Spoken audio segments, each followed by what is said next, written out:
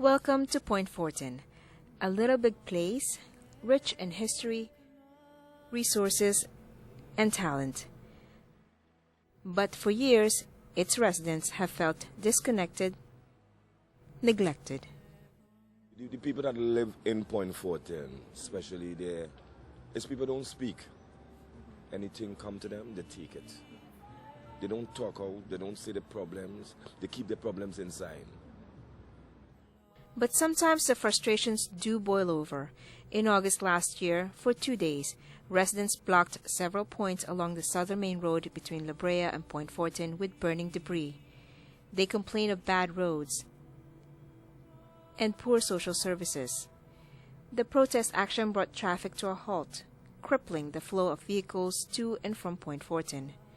There's only this road to go in and out of this borough, so any little disruption causes a major headache. But even on an ordinary day, commuting in and out of here, especially during rush hour, challenges anyone's patience. I could tell you, if you stay down here and leave in Point 4 or 5 o'clock in the morning, you cannot reach San Fernando before 7 o'clock. I'm telling you, you cannot reach. So then what we need? At the end of the day, we need the highway. We need Point. People need a highway.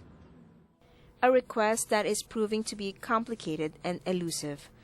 When the construction of the Point Fortin Highway finally began this year in Golconda, within weeks, it was met with protest action from the Highway Reroute movement, which opposes the Debe to Mondesi portion of the $7 billion highway.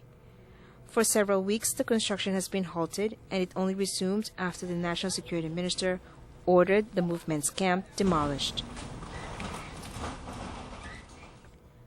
But the movement, which argues for the preservation of homes, villages, and the environment, is now threatening legal action against the government to completely stop the highway construction between Debe and Mondesi, a thought that brings distress to many in Point Fortin who we met during our visit here, including Mr. Scott, a retired healthcare worker.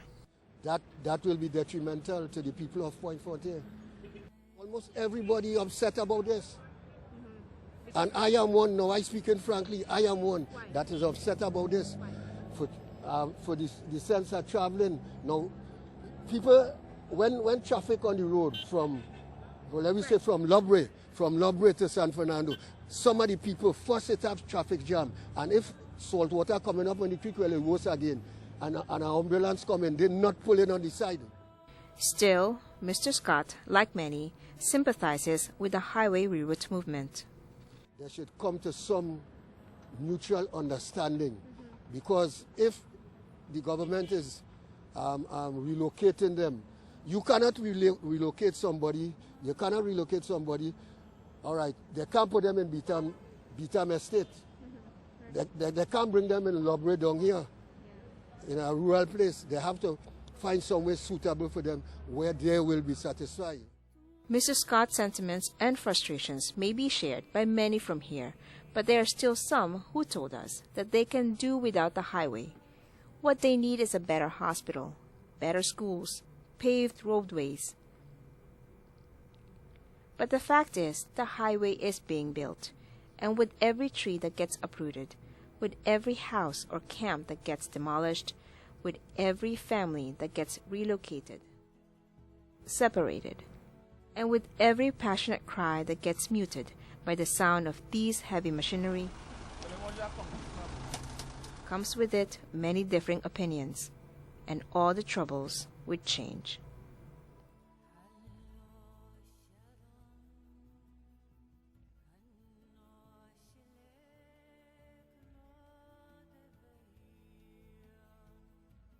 Lenn Almadin, Thornhill, TV6 News.